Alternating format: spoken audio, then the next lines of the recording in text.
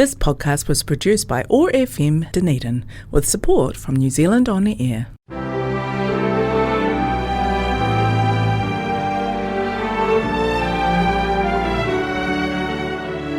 Tēnā koutou, hello and welcome to Heritage Matters, a program brought to you by the Southern Heritage Trust and sponsored by Heritage New Zealand.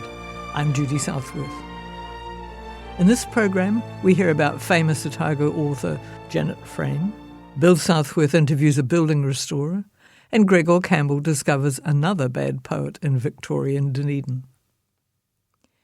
She was born in Dunedin, grew up in Oamaru, and on at least 3 occasions was nominated for the world's most prestigious literary award, the Nobel Prize for Literature. She was, of course, our most distinguished author, Janet Frame. Last month was the 100th anniversary of her birth. Janet Frame was born in 1924 while her family was living in Dunedin's Richardson Street in the working-class suburb of St Kilda.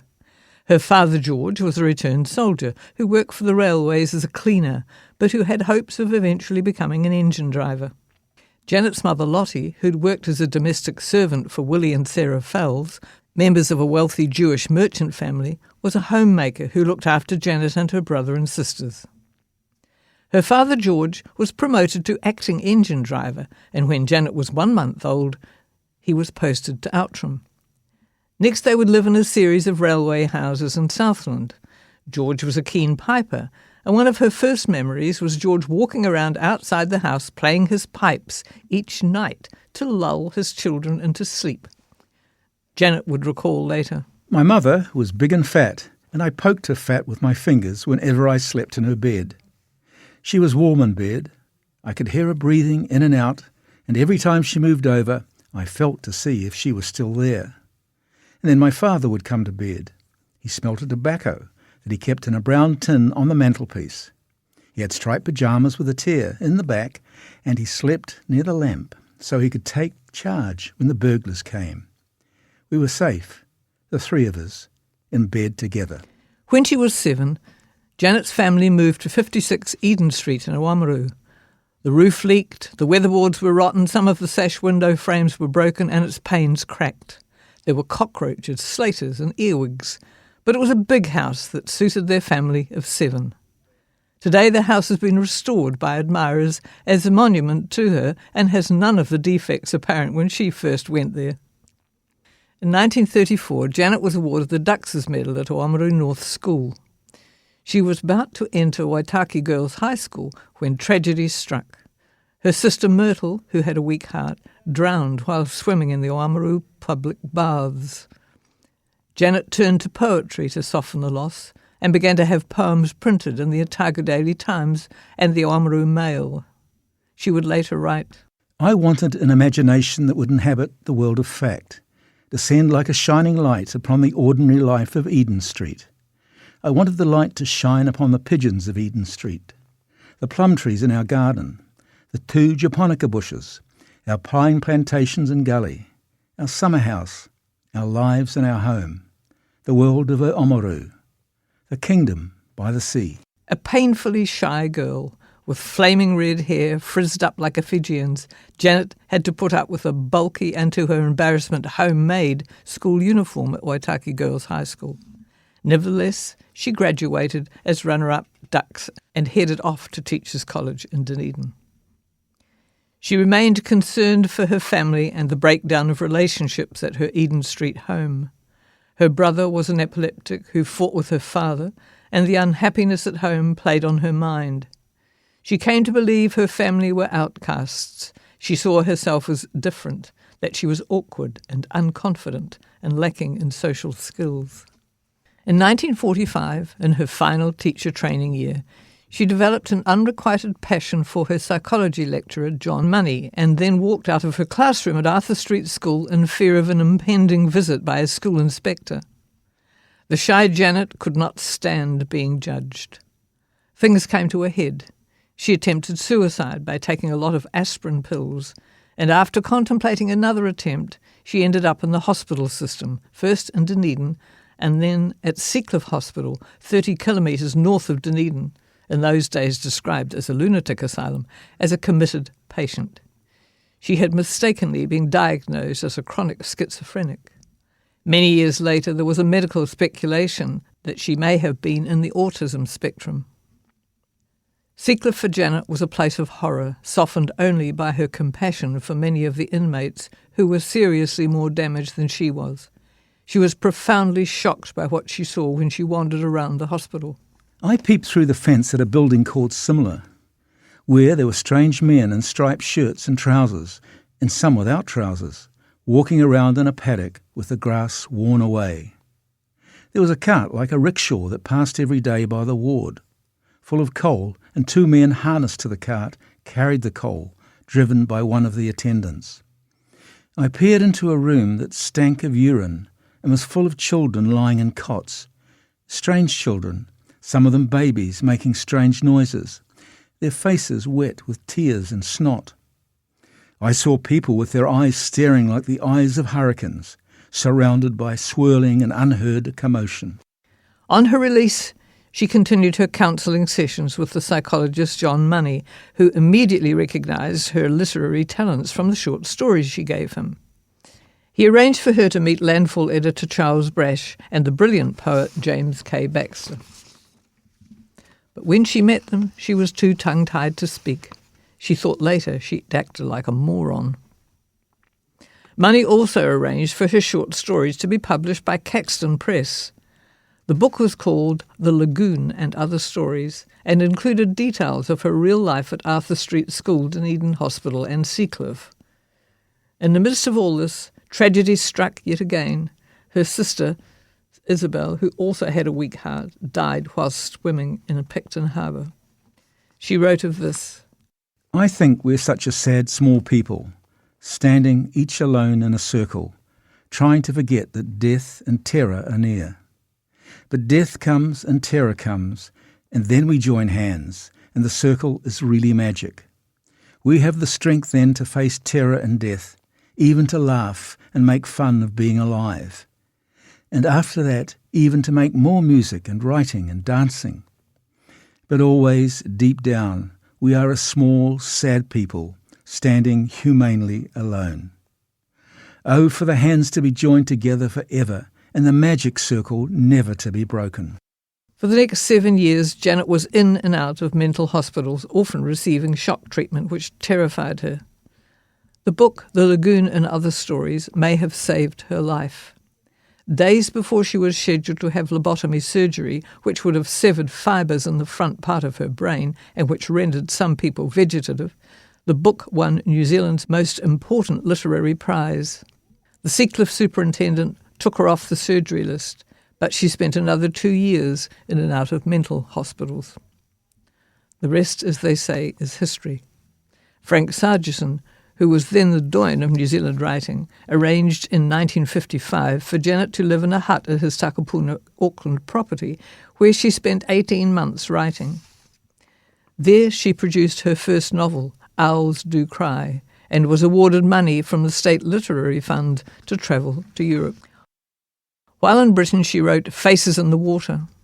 In London, she was treated at the Maudsley Hospital by psychiatrist Robert Hugh Corley, who decided she wasn't a schizophrenic and who treated her successfully. She would later dedicate 7 of her books to him. After travelling widely, she returned to New Zealand in 1963, living in Dunedin and subsequently in many other towns and villages.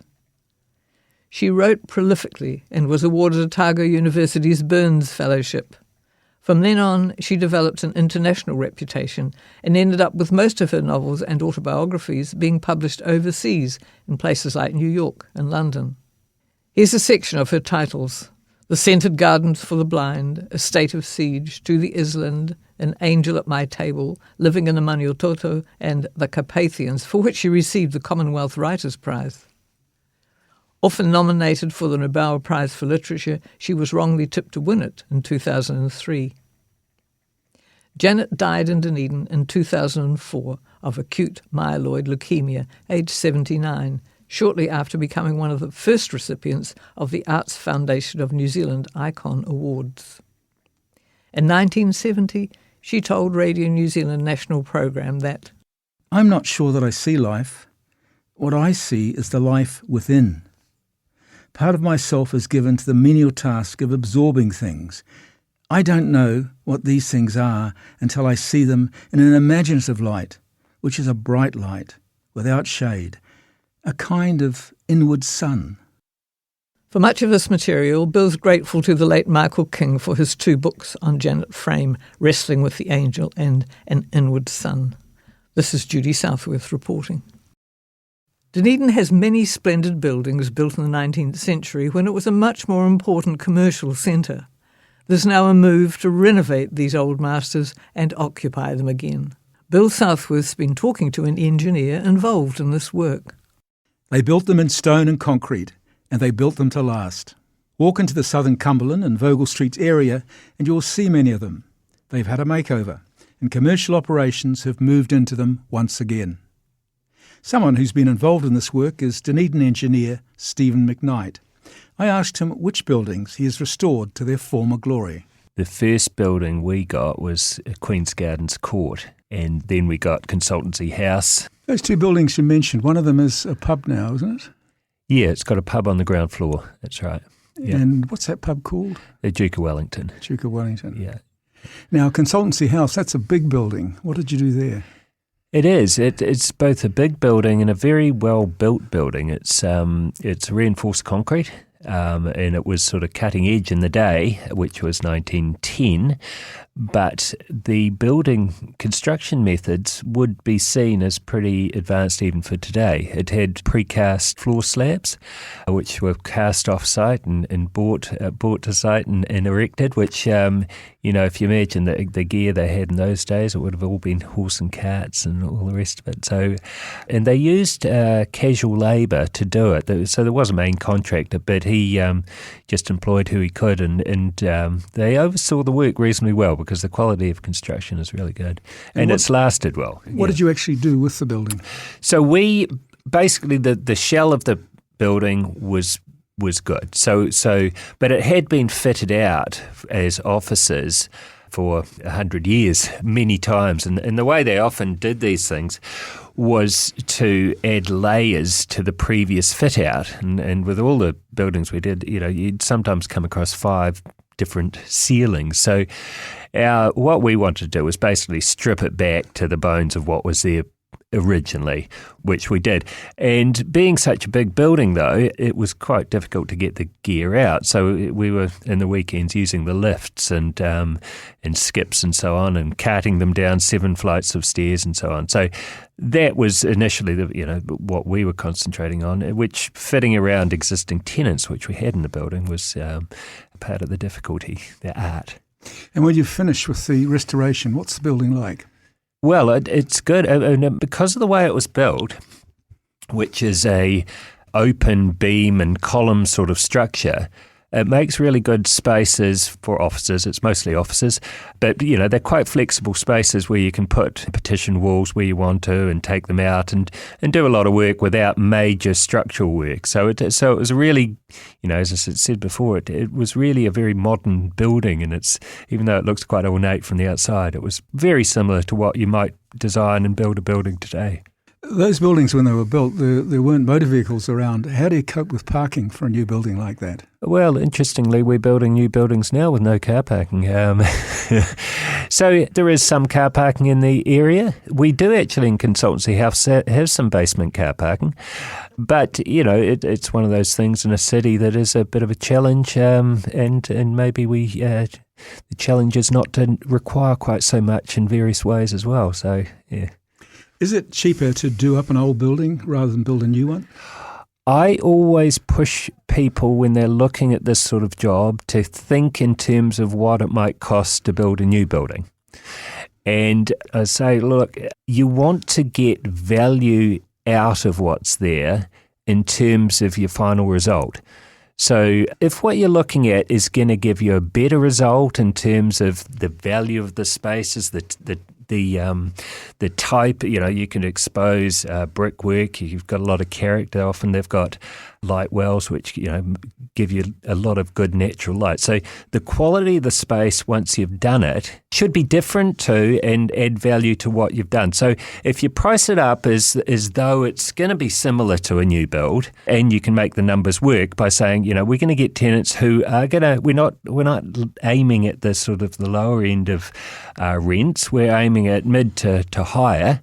And if you can get the numbers to work on those principles, then it's a project that's going to work. So, you don't want to see people going down the path of getting in financial trouble with it. You've got to be realistic about, what you're aiming for and what it's going to cost. ACC is just building a brand new modern building in Dunedin. Do you think someone like that should have a look at old buildings and see what they can do with them? Well, WorkSafe actually did for their office space further down Crawford Street. Laurie Forbes did a fit out for them in redevelopment, and it turned out to be a fantastic space, and they were very keen for a redevelopment type solution. Yeah, I think where there are opportunities, as I say, the end result, and we can see a number of examples down Vogel Street, the end result is better than a new building. It's more interesting, and it's it's spaces that people want to spend time in. We've gone a little bit backwards, I think, in creating very dull, very boring spaces, very white, very characterless. Things will change over time again. But I think if we're going to have people in offices and stuff, they want to be in really good quality, interesting spaces.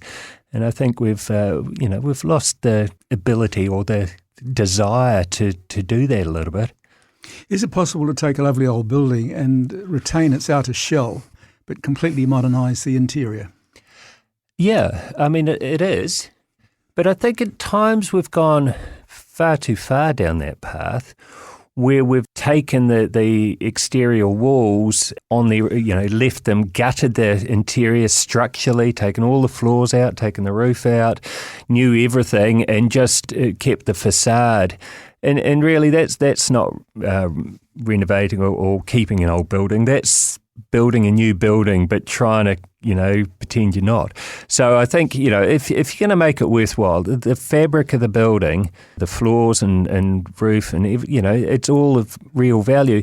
But to keep, my philosophy is to make the best of the value of that fabric. It's good if it's seen as well. So, I've always been trying to expose the brickwork or concrete or whatever it is. If you do it in a way that you're not just simply trying to follow fashion, but you're trying to show what the building's all about, I think that becomes a little bit more timeless than just doing, a fashionable sort of fit out. So, I think the value is in the fabric of the building, and if you can use that as much as you can, you're creating character and interest. Do the building regulations, turn out to be an irritant sometimes? You've got to work with them, and you've got to be aware of them. The regulations are, to a large extent for safety. And so you've got to hold that and look at perhaps what's, things, let's say it's durability, and there's a lot of rules around what you're allowed to do for that. But you're sitting on a 100-year-old building. And so you go, well, actually, these things have worked. They do work. We don't have to, impose the new rules on those. So some of the things, fire egress and stuff are very important.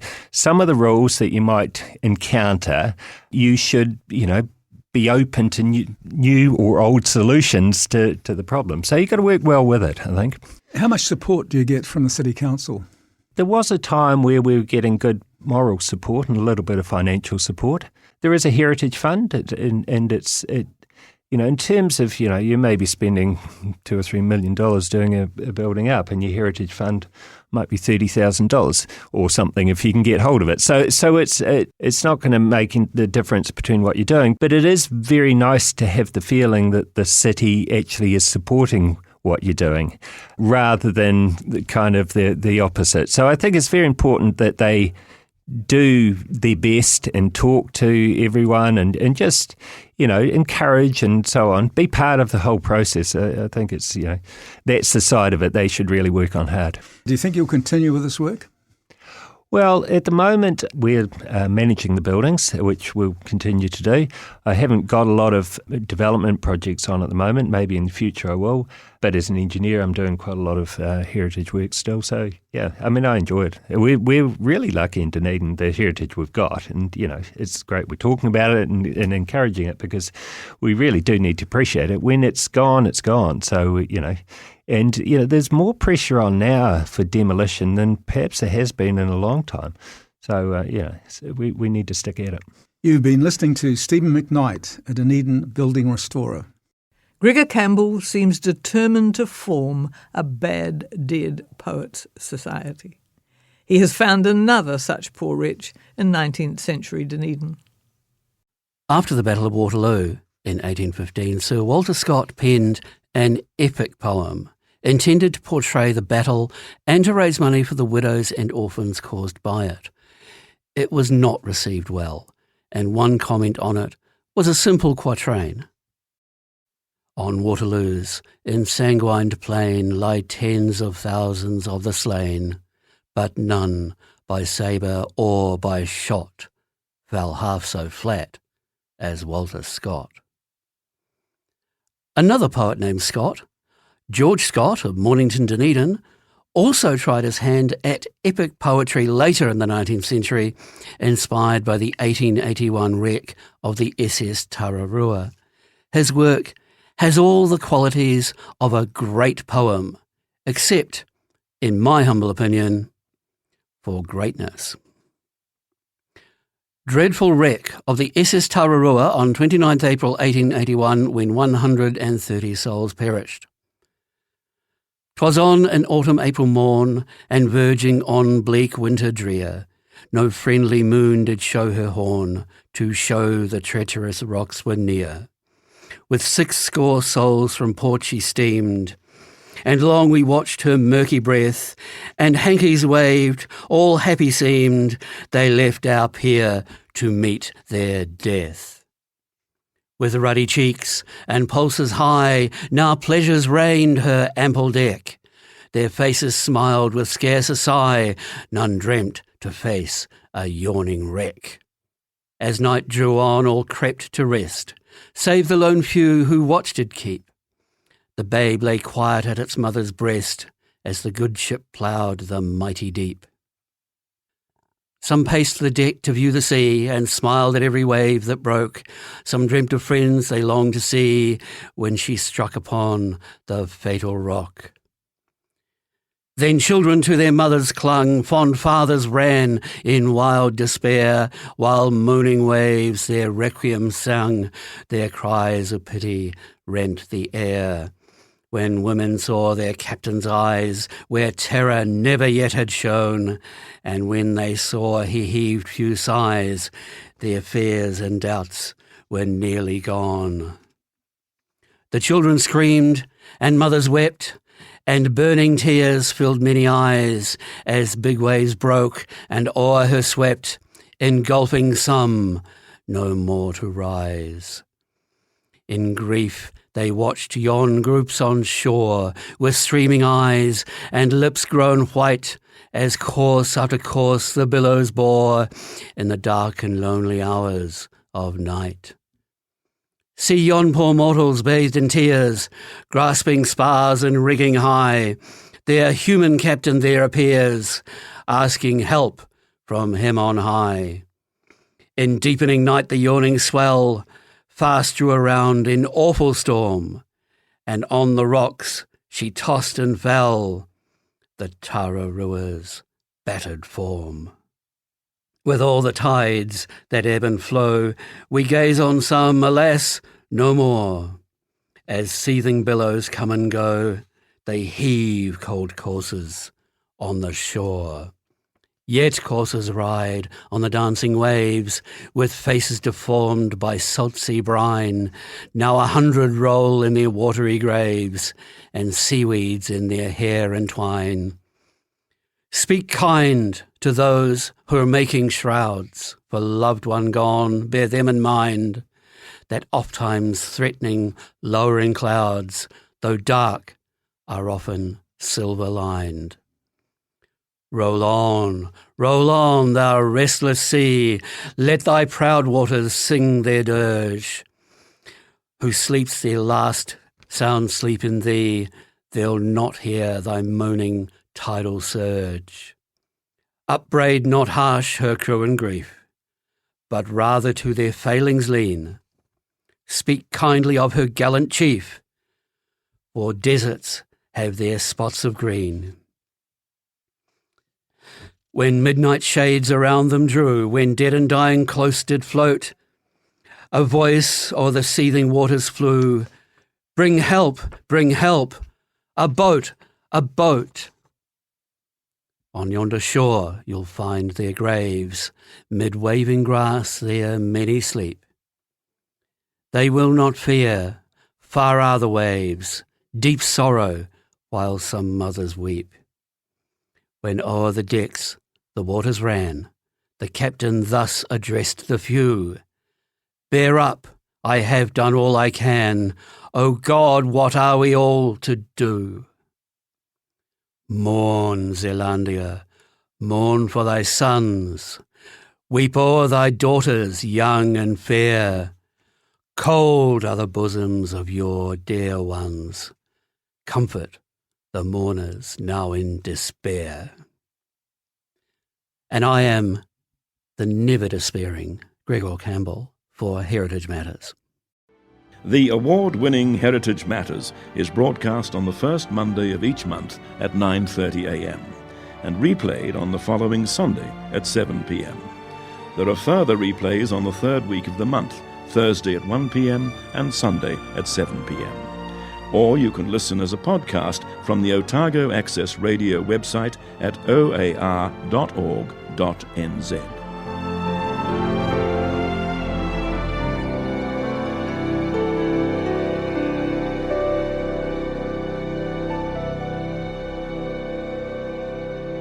As Aotearoa New Zealand's national heritage agency, Heritage New Zealand Pohere Taonga is proud to sponsor Heritage Matters.